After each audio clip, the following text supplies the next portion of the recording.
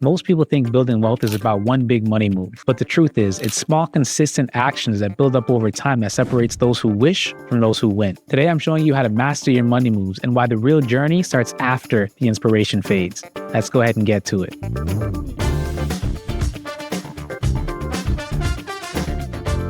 What's going on, everyone? Welcome to another episode of the Success Spectrum podcast. I'm your host, Kadeem McLean, and today I really want to go after this topic of it's in alignment with instant gratification, right? So forgive me, I know people always talk about it, and I've talked about it a few times, but we think for some reason that wealth is literally just a sprint, a 100-meter dash, and that's not the truth.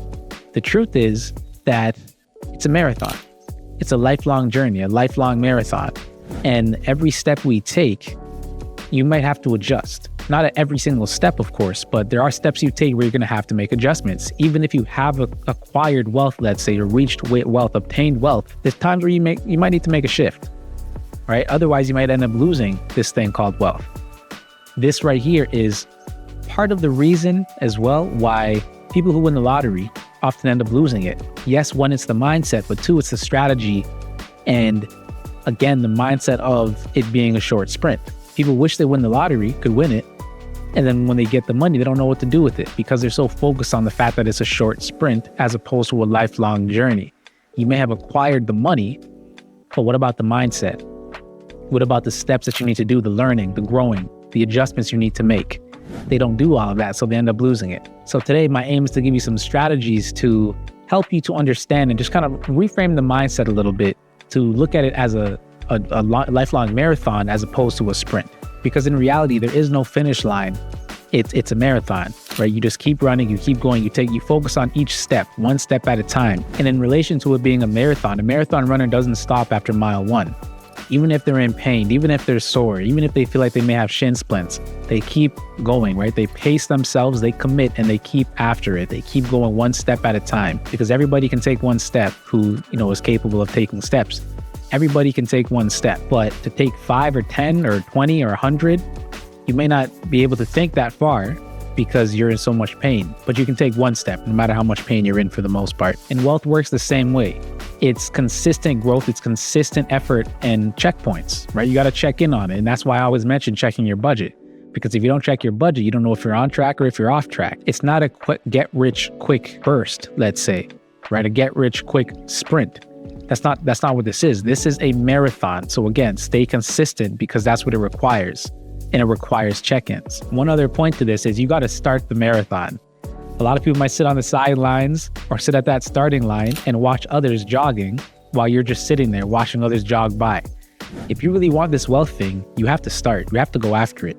You got to get over your mindset of the fear of taking these steps and what if I fail in the whole 9 yards, because there are going to be times when you hit a curb, right? Or rather you hit a wall, you hit something that's stopping you, a roadblock, but you can always go around and go through it, go over it once you understand and once you start moving. But if you don't start moving, you'll never have an opportunity to face that and then work your way through it.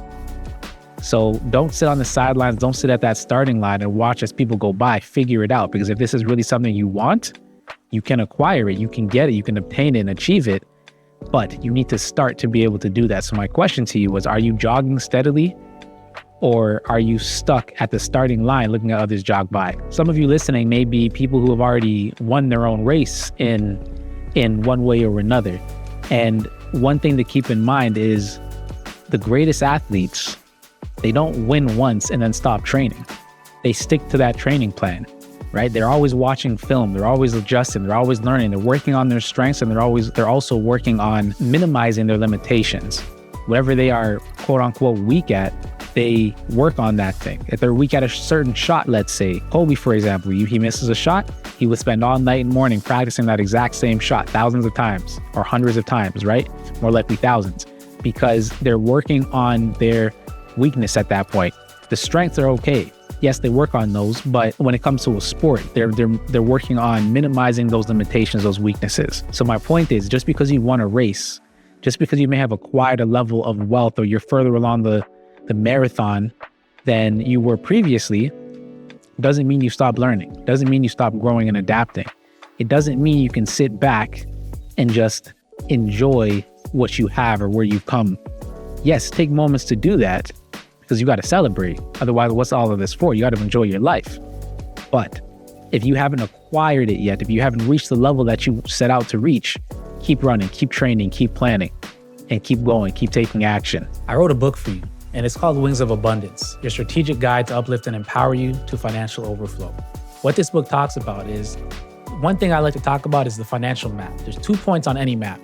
One is where you are, and the next one is where you want to go. This book, this strategic guide, will help you to determine where you are and where you want to go, and will also help you to bridge the gap. We talk about money mindset. We talk about the application of all the information that you know about finances and all the information that's in this book for you. There's resources in the back of the book. There's bonus information in there. We talk about how to overcome debt, how to build wealth, generational wealth. There's so many different strategies in here that you can utilize for yourself to get you to where you want to be financially. So again, if this is something that sounds interesting to you or anybody you know, because it's written in a language that even teenagers could read it, go ahead and click that link in the description and get yourself a copy. Some ways to continue to keep taking action and grow and learn is, of course, attend webinars, right? Read financial books. I got a great book for you to read right here, which is, again, one of the things we're talking about today. Some of the things we're talking about are from this book, Wings of Abundance. And attend seminars and seek new insights, because there's new things coming out, new technologies, new money instruments, if you will. Bitcoin being one of them, and a bunch of other cryptocurrencies. And if you don't really understand certain, how can I put it? I don't want to go too far into this. Maybe we'll do an episode another time talking about Bitcoin, but these things can change the world, right? Bitcoin more specifically, and some of these other ones, sure, but it could change the world. So again, if you don't understand how these things work, maybe it's too early for you to think about those things. But my point is, there is new things coming out. So your wealth, where it is right now, where you have it stored, that may not be where you should be storing wealth at some point in the future. I'm not telling you to move your money. I'm just saying to think about it. Think about what I'm saying. If right now it's in gold, Bitcoin may eventually be that thing you need to store your money in, because that's where wealth is. And then gold may fall down, let's say, in terms of the value.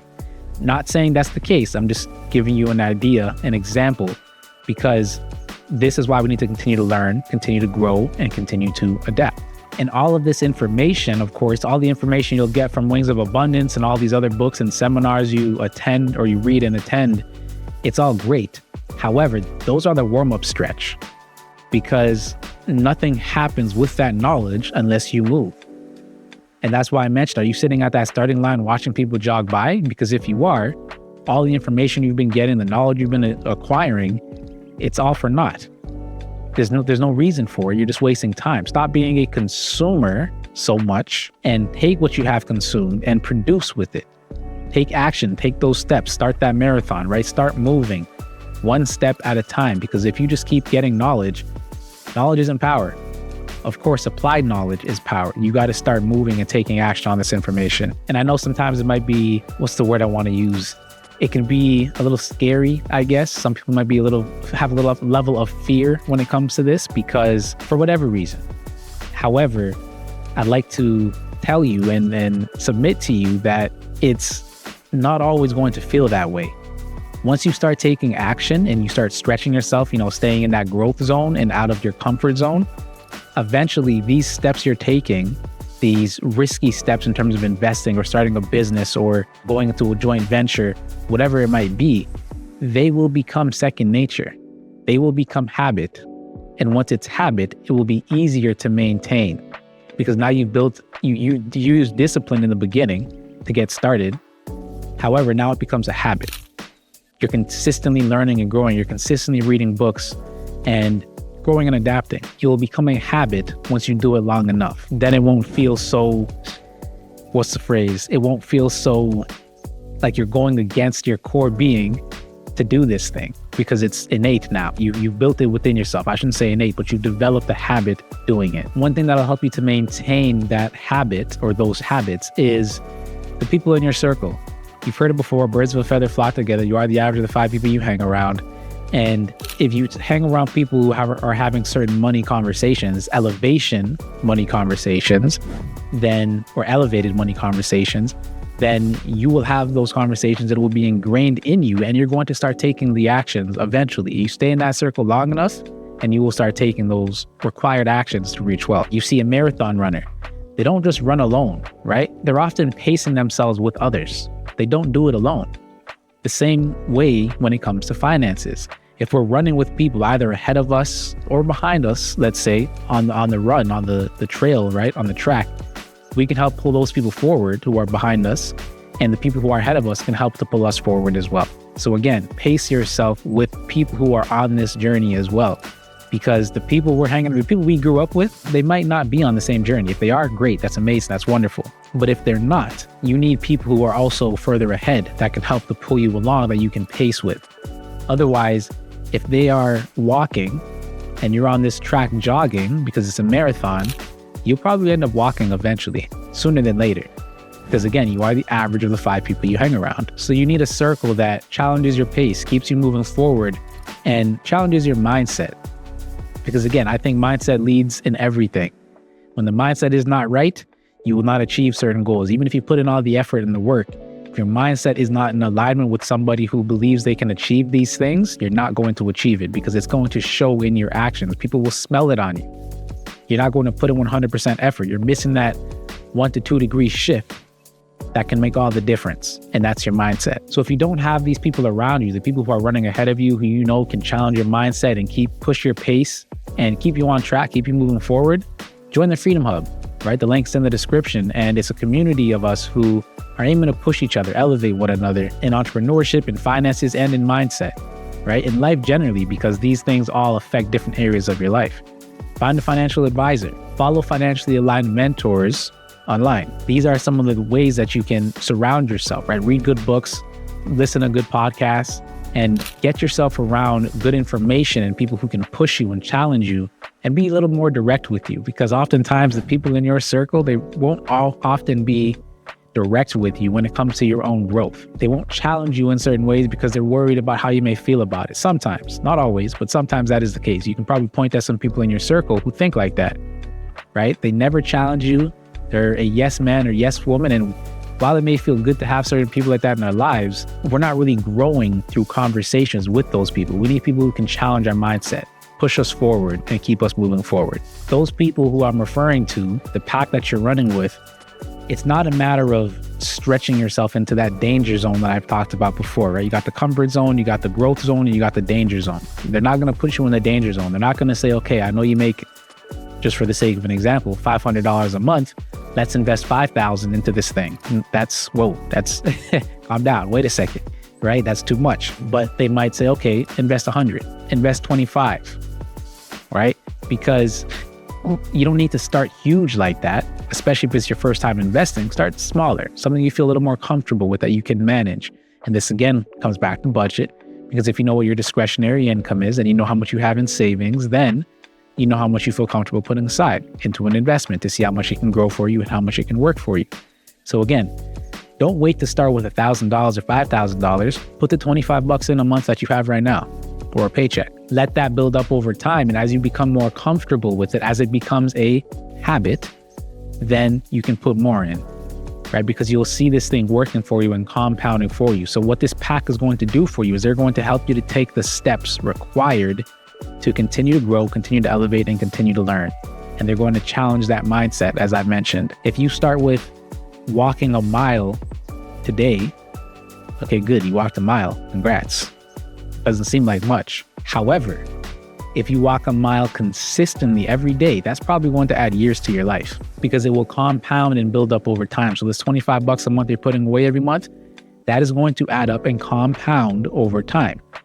And you're only starting with 25 today, which is amazing. You're starting, but in a year and 2 years, it might be $500 a month, because that's how comfortable and confident you are now in this investment thing. And you see how much it's working for you. And of course, to see if you're on track, you've got to measure it. To see if it's working for you, you've got to measure it. So at the very least, quarterly check-in is what I'd recommend. A quarterly check-in. Monthly is way better. Weekly or bi-weekly is good too.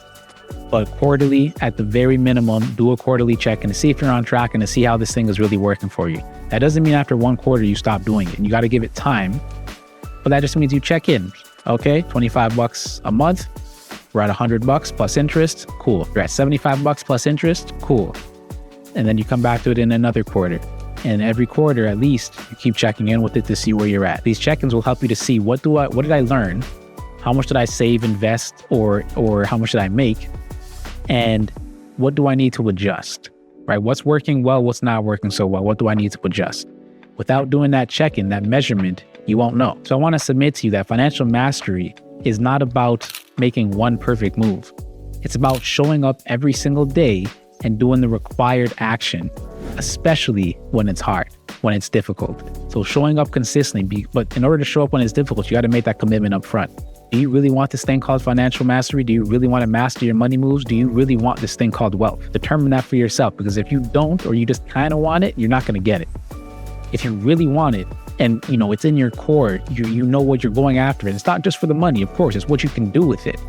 But if you know you really want this thing, and wealth to me is not just money, it's wholesome, right? Health, wealth, happiness, family, relationships, the whole 9 yards. But if you really want this thing called wealth, then of course you can accomplish it, you can achieve it. But if you just kind of want it, it's not going to happen. So really determine that for yourself, because without that commitment to it, you're going to face hardship, you're going to stop. Or you might half do it, and then you're going to stop. Don't do it if you're only going to half do it. Don't go after it if you're only going to half do it. It's a waste of time, waste of effort, waste of money. Don't do it. But if you really are ready and willing and capable, which you are capable, to commit to this thing, then absolutely go after it. As a subscriber to this podcast or a listener to this podcast, I want to give you $30. How am I going to do that? Enter Rakuten. Rakuten is a platform where you can find deals of the week. And on here, it doesn't matter if you're looking for clothes, doesn't matter if you're looking for electronics, services, food, you can get cash back. $30 cash back, rather 30%, 20%, 4%. You can get Dyson, Yeti. I know a lot of us need to file our taxes. Those of us who are late, you can use Intuit TurboTax to file your taxes. Ancestry. There are deals upon deals on here. And here's how it's going to work. I refer you. You click the link in the description. You spend $30 on this platform. Guess what? We both get $30 back. Sounds like a win-win deal, doesn't it? Go ahead and click that link in the description and get yourself your $30. One final thing I'll leave you with is marathon runners. They do not win because they're the fastest. Oftentimes, actually, the fastest runners don't often run marathons, is what I would argue. I could be terribly wrong. I don't know if that's factual, but to me, that's what makes sense of what I've seen personally. The fastest, they run the 100-meter dash, maybe 200-meter dash, but they're not going to run the marathon because those are two different skill sets. But the marathon runner, they win because they stay on track and they don't quit. In order to achieve this thing called wealth, you need to stay on track and not quit. This week, I want you to commit to one step, one thing that improves your financial literacy, whether it's reading a blog, whether it's reading a new book, whether it's DMing a financial coach, or revisiting your budget, because it may have been a long time since you've done that, right? Or join a money-minded group, right? A money mindset group to help you elevate them. A group that talks about finances, again, like the Freedom Hub. The link is in the description. Go ahead and click that. Appreciate you for stopping by. Share this out with somebody who can benefit from this. And again, this was more so to challenge your mindset a little bit and to get you thinking a little bit differently about this thing called wealth. Thanks for stopping by. Kadeem here, and I'll see you in the next one.